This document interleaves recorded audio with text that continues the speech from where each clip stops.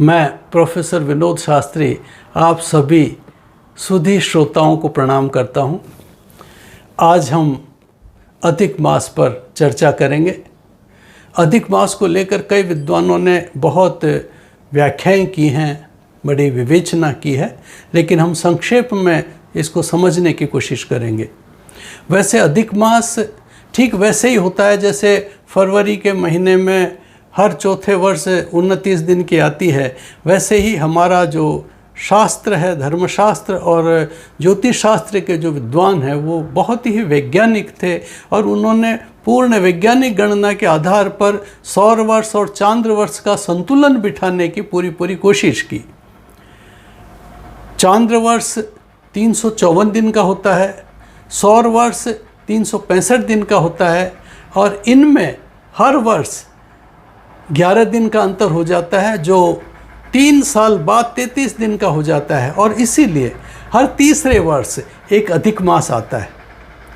इस बार अधिक मास है, 2001 में भी अधिक मास था और 2038 में भी आश्विन अधिक मास होगा। 19 साल बाद वही महीना अधिक मास होता है। वैसे हर तीसरे वर्ष अधिक मास आता है। जब एक संक्रांति के लिए इसमें कहा है शास्त्रों में, असंक्रांति मासोदि मास स्फुटम शाद्वि संक्रांति मास क्षयाख्य कदाचित। जिस चांद्र मास में संक्रांति नहीं होती है वो अधिक मास हो जाता है और जिस चांद्र मास में 2 संक्रांति हो जाती है वो क्षय मास हो जाता है। इस बार आश्विन के महीने में संक्रांति न होने के कारण से अधिक मास है और अधिक मास 18 सितंबर से 16 अक्टूबर तक ये अधिक मास का कालखंड रहेगा। इस कालखंड को पुरुषोत्तम मास भी कहते हैं, अधिक मास भी कहते हैं, मलमास भी कहते हैं। कई तरह की पौराणिक कथाएं भी हैं। वैसे भगवान इस तरह की भी कथा है कि अब ये मलमास भगवान के पास में गया, विष्णु जी के पास, और कहा कि बड़े दुखी होकर के भगवान 12 महीनों के तो नाम हैं लेकिन मेरा कोई नाम ही नहीं है। तो उन भगवान प्रसन्न होकर के उनसे कहा कि जा, तू मेरे नाम से जाना जाएगा। और उसको पुरुषोत्तम मास के नाम से इसीलिए जानते हैं कि भगवान ने स्वयं अपना नाम दिया उसको। अधिक मास तो अधिशेष रह जाता है इसलिए इसका नाम अधिक मास है। ये 13 महीने होते हैं उस वर्ष। और मलमास है कि इसमें ये एक ऐसा महीना है क्योंकि चंद्रमा मन का कारक है, सूर्य आत्मा का कारक है और चंद्रमा का ये चांद्रमास अधिक होता है, इसलिए मन की मलिनता को दूर करने का एक सुअवसर होता है, इसलिए इसको मलमास कहते हैं। इसमें हम साधना करके, आराधना करके, लोक सेवा करके और हम मन की मलिनता को दूर कर सकते हैं। एक सुअवसर देता है भगवान।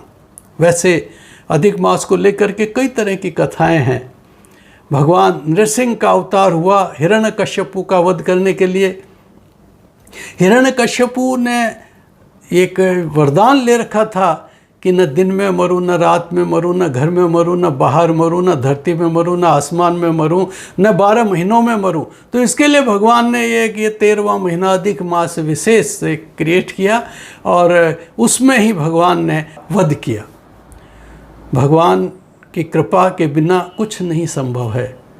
श्रीमद् भागवत की कथा करना इस समय बहुत अच्छा होता है और महाभारत में भी कथा है कि द्रौपदी, भविष्य पुराण में भी कथा है, महाभारत में भी कथा है कि द्रौपदी को भी जब उसने अधिक मास का अपमान किया तो द्रौपदी को भी श्राप लगा, जिसके कारण 5 पति मिले और कई तरह की परेशानियां उनको भोगनी पड़ी।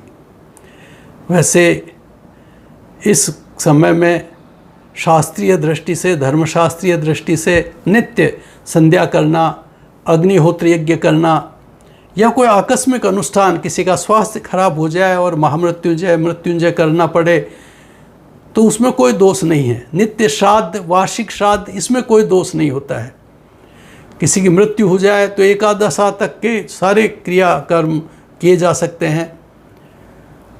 जमीन जायदाद या कोई ऐसी चीज़ का क्रय विक्रय करने का कोई एग्रीमेंट करना हो, न्यायालय में जाना हो, किसी भी तरह की ऐसी स्थितियां हो आकस्मिक, उसमें इसमें कोई बाधाएं नहीं हैं।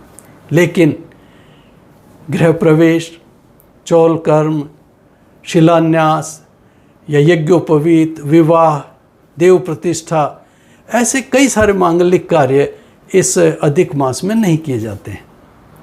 अधिक मास सब के लिए मंगलप्रद होता है, इसलिए इसमें भागवत कथा का श्रवण, गीता पाठ,